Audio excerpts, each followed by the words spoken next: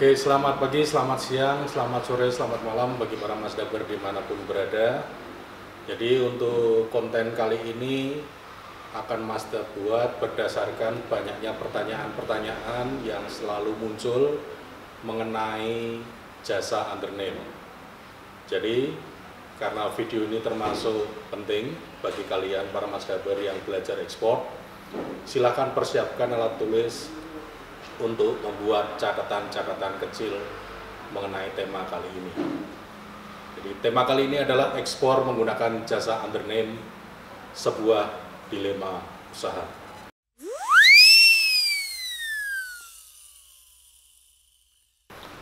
Oke, sebelum kita membahas mendalam mengenai program jasa undername yang disewakan untuk ekspor, kita harus memahami dulu pengertian dari undername, ya. Jadi apa jasa undername itu? Secara ringkas kita bisa mengatakan bahwa kegiatan atau jasa undername adalah kegiatan menyewakan lisensi untuk kegiatan ekspor. Jadi kita melakukan ekspor dengan menyewa lisensi atau perizinan milik perusahaan lain, ya. Jadi ini cocok bagi kalian para pemula yang ingin merintis usaha ekspor tapi belum memiliki perizinan ekspor yang berkaitan dengan produk yang akan kalian kirimkan. Setelah kalian mengerti, memahami mengenai apa yang dimaksud dengan jasa ekspor undername, yang berikutnya harus para Masdaber ingat atau pahami adalah prosedur atau proses menggunakan jasa undername ekspor. Ya, ada beberapa poin atau langkah yang perlu para Masdaber lakukan. Yang pertama tentu saja kalian para Masdaber harus sudah memiliki produk yang akan diekspor. Artinya fase mengenai negosiasi dan lain sebagainya sudah kita anggap mencukupi sehingga muncul pemesanan barang dari pihak buyer. Nah, setelah itu terlampaui, apa langkah pertama pada saat kita akan menggunakan jasa undername? Ya, yang pertama adalah yang harus kita siapkan data barang yang akan kita ekspor. Ya, meskipun nanti kita menggunakan jasa undername, bukan berarti data barang itu kita serahkan ke pihak pemilik jasa undername. Dalam hal ini yang perlu kita persiapkan adalah dokumen invoice dan packing list. Ya. Invoice ini menerangkan mengenai nilai dari barang yang akan kita ekspor. Packing list menerangkan mengenai jumlah barang beserta packing yang akan kita ekspor dengan jasa undername tersebut. Jadi dua dokumen ini kita persiapkan, ya. Setelah itu baru kita menghubungi pihak MKL atau forwarder, ya. Biasanya MKL atau forwarder ini memiliki link dengan jasa persewaan undername, ya. Bisa jadi langsung dari pihak forwardernya, bisa jadi jasa undername ini didapatkan dari pihak ketiga. Ya. Jadi dokumen yang tadi kita siapkan, kita berikan kepada pihak MKL ataupun forwarder. Ya. Nah, tentu saja di dalam menggunakan jasa undername ini, kita perlu melakukan sesuatu yang lain, yaitu langkah ketiga, kita membuat perjanjian sewa jasa undername ekspor. Ya.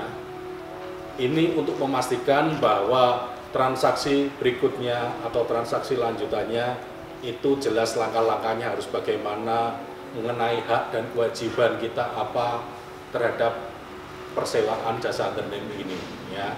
Setelah kita memiliki perjanjian kerjasama mengenai sewa jasa undername, yang keempat, kita harus mengecek dokumen perusahaan yang kita sewa lisensinya. Kita pastikan perizinan perusahaan tersebut sesuai dengan perizinan ekspor terhadap barang yang akan kita ekspor. Sederhananya, kalau misalnya kita mau ekspor kopi, kita sewa jasa undername, jangan sampai jasa undername yang kita sewa itu adalah produk furniture. Itu tetap tidak akan bisa untuk digunakan ekspor. Jadi, kalau produknya kopi, ya jasa undername-nya undername untuk produk kopi.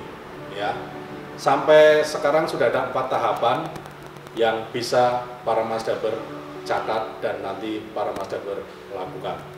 Sebelum dilanjutkan pembahasan pada vlog yang cukup penting ini, Mas Dab minta supaya para Masdaber dimanapun berada, baik yang sudah lama maupun yang baru, kalau memang ingin konten-konten di channel ini semakin berbobot dan berguna, silakan berikan dukungan kalian dengan cara di like ya, pada video-video yang ada di channel Mas Dab Indonesia, terutama video ini. Jangan lupa di-share kepada teman-teman kenalan yang memang memiliki ketertarikan pada bidang ekspor, dan tentu saja subscribe channel ini supaya kalau ada video-video baru yang berkaitan dengan kegiatan ekspor, kalian menjadi orang yang pertama kali tahu. Oke, baiklah, kita lanjutkan ke pembahasan berikutnya.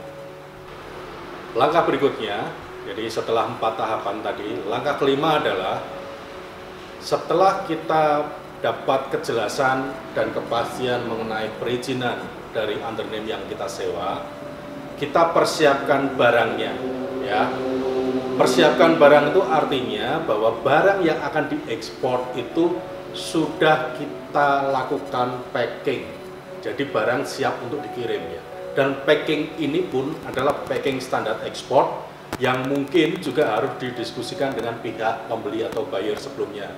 Jadi packing barang itu bukan bagian dari pemilik jasa undername, tetapi bagian dari kita sebagai pemilik barang yang akan diekspor ya. Jadi barang itu kita persiapkan, setelah terpacking 100%, kita menghubungi pihak EMKL ataupun forwarder ya. Setelah itu langkah ke-6 adalah kita menginstruksikan secara jelas kepada pihak MKL maupun pihak forwarder yang memberikan jasa sewa undername untuk melakukan proses pengiriman barang. Ya. Proses itu tentunya diawali dengan penerbitan shipping instruction dan lain sebagainya.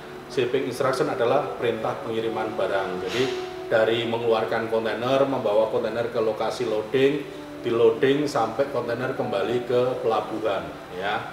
Jadi setelah itu baru kita melangkah pada tahapan atau langkah yang ketujuh, yaitu kita meskipun sudah menggunakan jasa undername bukan berarti kita lepas tangan dan terima bersih, tidak.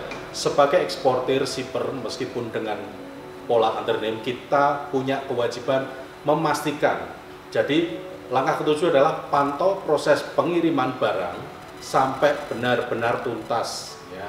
Jangan terus kan sudah pakai jasa undername, kita biarin aja diurus mereka, enggak. Kita punya kewajiban moral untuk memastikan proses ini berjalan dengan tuntas, baik, sesuai dengan planning.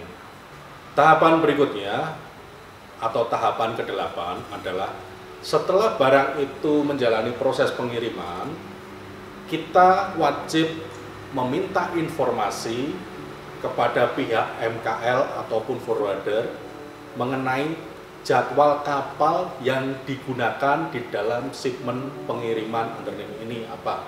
Kita harus tahu karena kita harus menyampaikan informasi ini kepada pihak buyer kita.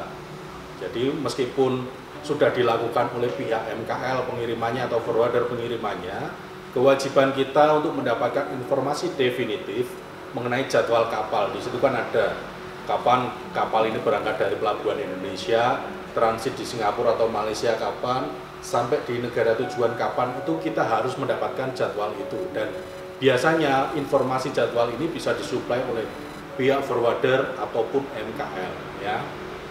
Yang ke-9 langkahnya adalah setelah jelas jadwal kapal, kita sudah tahu kapal itu berangkat kapan, kita juga harus memantau proses pembuatan dokumen ekspor untuk barang yang kita kirim ini ya. Meskipun sebagian besar nanti diproses atau dikerjakan oleh pihak MKL ataupun forwarder, kita wajib tahu mengenai detail-detail dari dokumen yang dipersiapkan tersebut. Karena apa? Dokumen ini krusial atau penting berkaitan dengan nanti kita akan menagih pembayaran kepada buyer. Ya. Nah, setelah nanti proses dokumen itu kita pantau dari A sampai Z, ada koreksi atau tidak dan lain sebagainya. Setelah dinyatakan clear, dokumen bisa dicetak. Nah, tentunya langkah berikutnya untuk mendapatkan original full set dokumen ekspor, kita harus membayar dulu kepada pihak forwarder maupun MKL, yaitu biaya dokumen ekspor plus biaya sewa jasa undername. Ya, kalau kita belum bayar ini, dokumennya pasti nggak akan diberikan kepada kita. Jadi kita beresi dulu kewajiban administratif kita terhadap MKL maupun forwarder. Setelah itu dokumen tersebut kita terima. Baiklah, jadi tahapan-tahapan yang perlu kita lakukan tadi sekitar 10 ya kalau tadi dicatat. Jadi dari persiapan pertama sampai dengan pembayaran dokumen ya. Nah, setelah dokumen kita terima, apa yang harus kita lakukan? Kita menghubungi pihak buyer. Kita sampaikan bahwa order kalian dengan nomor PO sekian sudah dikirim menggunakan undername nama perusahaannya apa yang kita pakai perizinannya dengan jadwal ini dan akan tiba tanggal sekian. Ya. Sampaikan juga kepada buyer kalian bahwa full set dokumen ekspornya sudah di tangan kami, siap kami kirim. Ya. Tetapi sebelum kami kirim full set dokumen original untuk shippingnya, kita minta kepada buyer untuk melakukan pelunasan pembayaran ya. Jadi sebelum, ingat ini penting sekali, sebelum buyer melakukan pembayaran lunas dan dibukukan di dalam rekening kita, jangan hanya mau terima, oh sudah ini ada bukti transfer, jangan. Tunggu benar-benar sampai uang itu masuk ke rekening kita, barulah nanti full set dokumen shipping ini kita kirimkan kepada pihak buyer. Ya. Caranya yaitu kita kirimkan dengan jasa kurir internasional ya. Berbagai macam jasa kurir internasional bisa kalian pilih sesuai dengan apa yang kalian kehendaki ya. Yang jelas dengan jasa kurir internasional ini kita bisa melacak perjalanan dari dokumen kepada buyer. Oke, jadi tadi adalah bagian dari penjelasan mengenai langkah-langkah yang harus para Masdaber lakukan bila mana suatu ketika menggunakan jasa undername. Ya. Namun demikian, bahwa penggunaan jasa undername ini juga bukan berarti tidak ada kendala atau hambatan yang mungkin pada perjalanan nanti akan muncul. Ya. Kira-kira apa sih kendalanya bila mana para Masdaber memilih menggunakan jasa undername pada saat melakukan ekspor? Yang pertama jelas di awal sekali kalau memang kalian akan menggunakan jasa undername, para Masdaber wajib mengkomunikasikan kepada buyer sejak awal kontak. Jadi sampaikan kepada buyer bahwa kita sedang berproses mengurus perizinan ekspor. Nah, dikarenakan belum final dokumen-dokumennya, kemungkinan besar kita akan mengekspor di awal-awal menggunakan sistem undername. Ya. Sampai dengan buyer menyetujui, artinya baru kita boleh menggunakan jasa undername. Itu kendala yang pertama, artinya komunikasi para Masdaber harus lebih intens untuk meyakinkan buyer supaya mau menerima pengiriman dengan sistem undername. Ya. Yang kedua, kendala kedua adalah dalam jangka panjang pengiriman menggunakan jasa undername itu juga berkaitan dengan perpajakan, khususnya pajak ekspor. Dalam hal ini adalah PPH ya, atau pajak penghasilan badan ya. Jadi di sini juga akan terjadi permasalahan siapakah yang akan membayar pajak penghasilan dari kegiatan ekspor ini. Karena sejatinya yang melakukan ekspor adalah para Masdaber, tetapi secara legal dokumen itu muncul undername. Nah, ini juga akan menjadi permasalahan kalau di awal tidak dibicarakan dengan pihak pemilik jasa undername. Ya. Dan yang ketiga berkaitan dengan masalah perbankan. Jadi kemungkinan besar bila mana para Mazdaber menggunakan jasa undername, itu pada waktu pembayaran ada dua kemungkinan, akan menggunakan rekening yang namanya sama dengan jasa undername, atau menggunakan rekening para Mazdaber yang disetujui oleh buyer.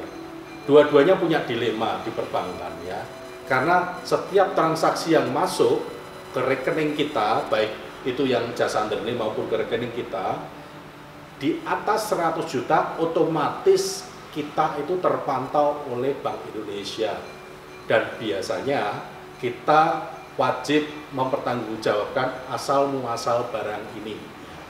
Bisa dibayangkan kalau ekspornya dengan dokumen A, uang masuk dengan menggunakan identitas B, bagaimanakah kira-kira permasalahan yang akan muncul di perbankan nanti.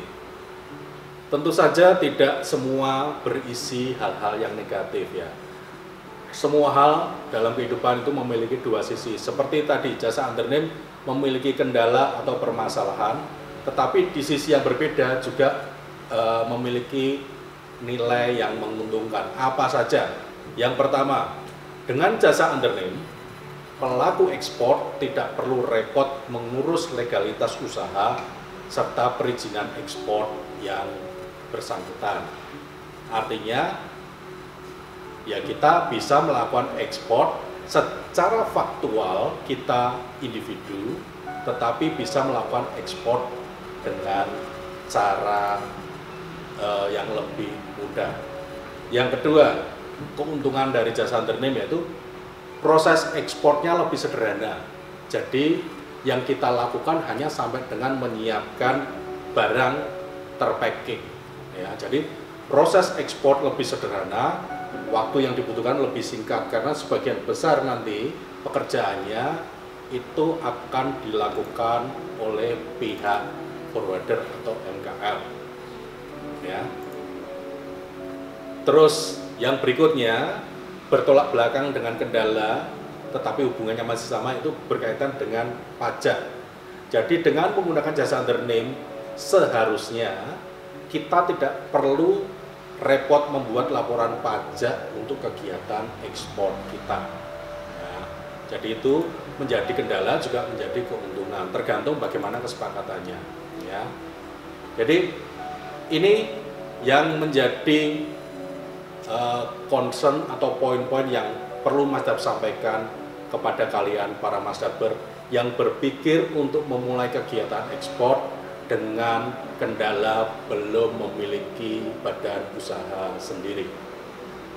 Demikian penjelasan mengenai apa itu jasa undername ekspor, langkah-langkahnya bagaimana, kendalanya seperti apa, keuntungannya seperti apa.